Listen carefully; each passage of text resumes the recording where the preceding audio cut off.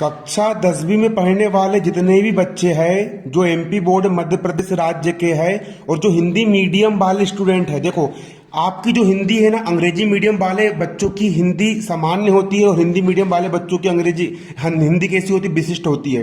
हिंदी विशिष्ट जो हिंदी मीडियम वाले बच्चे हैं, जो हिंदी मीडियम वाले बच्चे हैं, हिंदी मीडियम वाले जो बच्चे हैं और उनका विषय कौन सा है, हिंदी विषय।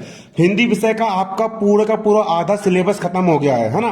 कोरोना वायरस के चलते शिक्षा मंत्री जो सरकार है उन्होंने आपके हिंदी के बहुत सारे अध्याय कम कर दिए हैं, है ना, बहुत सारे अध्याय कम कर दिए हैं। एमपी बीएससी की वेबसाइट में डल चुका है वार्षिक परीक्षा में। ये अध्याय आपको बिल्कुल नहीं पढ़ना है क्योंकि इन अध्याय से आपको एक भी क्वेश्चन नहीं आएगा। इन अध्याय को आपको बिल्कुल याद नहीं करना है, आपको कुछ भी नहीं करना है। इस अध्याय से एक भी क्वेश्चन नहीं आने वाले हिंदी विषय, हिंदी विशिष्ट में, है ना।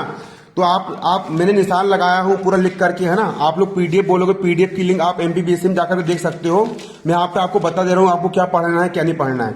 देखिए, जैसा कि आप सब जानते हो आपकी हिंदी की 3 किताब है। फिर आप रफ में समझ लीजिए इसको। आप देखो, आपकी हिंदी की एक किताब है, आपकी हिंदी की एक क्या है, एक किताब है ना। आपकी हिंदी की क्या है, किताब है। आपकी हिंदी विशिष्ट की क्या है, किताब है। इसके 3 खंड होते हैं। पहला होता है जिसमें पोयम और कविताएं वगैरह दी रहती है, उसको हम बोलते हैं पद खंड। क्या बोलते हैं उसको हम, पद खंड। पद खंड की किताब में आपके यहाँ पर लगभग 11 पाठ है, 11 या 10 पाठ है, 10 से लेकर के 11 चैप्टर आपके पद खंड के, है ना। इसमें संदर्भ प्रश्न अर्थ लिखने के लिए आता है। दूसरा है यहाँ पर आपका गद खंड में क्या होता है, गद खंड में आपकी कहानी वाले पाठ होते हैं। क्या होती है, कहानी वाले पाठ। इसमें भी आपको कम से कम 10 से 11 पाठ दिए हैं। और तीसरी आपकी यहाँ पर क्या है, सहायक वाचन। तीसरी आपके यहाँ पर सहायक वाचन है। सहायक वाचन के भी लगभग 10 से लेकर के 11 पाठ क्या हुए, कम हुए, रिड्यूस्ड हो गए, है ना। आपको इतने पाठ नहीं पढ़ना। तो मैं बता रहा हूँ पद खंड के कौन कौन से पाठ नहीं पढ़ना है।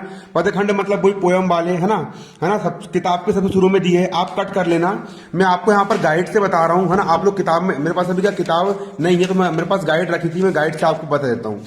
देखो कौन कौन से नहीं पढ़ना। जो पद खंड है ना, पद खंड का अध्याय एक भक्ति धारा है। भक्ति धारा में आपको स्तुति खंड मलिक मोहम्मद जायसी बिल्कुल नहीं पढ़ना, इससे एक भी नंबर का नहीं आने वाला। ये पाठ आप कोई काम का नहीं बचा इस साल कोरोना वायरस में। दूसरा वात्सल्य भाव का खास सोए हुए बच्चे से हरिनारायण व्यास, ये भी नहीं पढ़ने से एक भी क्वेश्चन नहीं आएगा आपका मन करके। ये पाठ बिल्कुल नहीं पढ़ना। तो पढ़ना क्या है, सिर्फ आला पढ़ना है ना। पूरा आधा सिलेबस घट गया हिंदी का आपका। प्रेम और सुंदर से आपको श्रद्धा जयशंकर प्रसाद बिल्कुल नहीं पढ़ना, है ना। अगला नीति अष्टक से आपको गिरधर की कुंडलियां बिल्कुल नहीं पढ़ना, इससे एक भी नंबर का नहीं आने वाला।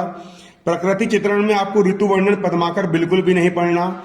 शौर्य और देश प्रेम से आपको उद्बोधन रामधारी सिद्धेश्वर बिल्कुल भी नहीं पढ़ना। सामाजिक समरसता जीवन संदेश राम नरेश त्रिपाठी बिल्कुल भी नहीं पढ़ना, ये भी नहीं पढ़ना है। आराम समझ में देखो, है ना। अब कल्याण की जो रहा है इसमें चरेवेती जनगरवा, ये भी देखो बिल्कुल भी नहीं पढ़ना है ना। अगला तेरा क्या, अगला है तुम्हारा क्या, जीवन दर्शन मैंने आहुति बनकर देखा अज्ञे, ये भी तुमको बिल्कुल भी नहीं पढ़ना। और विविधा कुछ कविताएं अभिमन्यु अनंत, ये भी बिल्कुल भी नहीं पढ़ना। ये कहाँ में दिया तुमको, एमपीबीएससी की ऑफिशियल वेबसाइट में डल चुका है।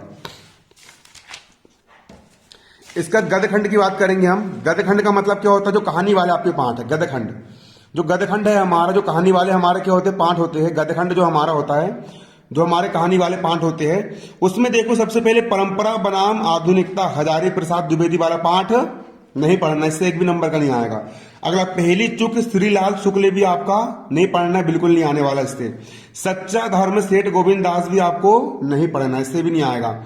बेल की बिक्री सियाराम शरण गुप्त, ये भी आपको नहीं पढ़ना, इससे बिल्कुल नहीं आएगा। अब सहायक वाचन देखिए, सहायक वाचन के आपको यहाँ पर 10 पाठ दिए, उसमें से अध्याय 2 तेरे घर पहला हो तो बिस्ब सवेरा माखनलाल चतुर्वेदी, ये भी आपको नहीं पढ़ना है।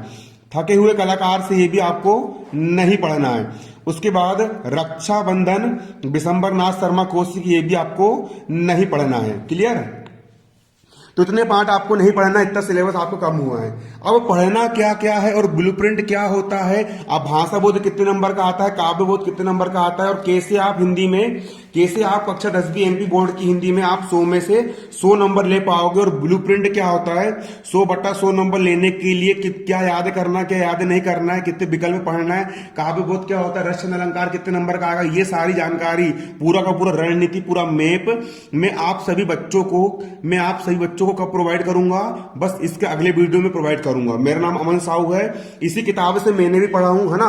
और मेरे को हिंदी में खराब राइटिंग होने के बाद भी मुझे हिंदी में 100 में से 91 नंबर मिले थे और मैं क्लास का टॉपर रह चुका हूं। मेरा 10वीं क्लास में 90% रिजल्ट था, है ना। और आप लोग को प्रूव नहीं होगा तो मैं आप लोग को अपनी मार्कशीट भी दिखाऊंगा ताकि आप लोग प्रेरित हो सको। ठीक, धन्यवाद। जय हिंद, जय भारत।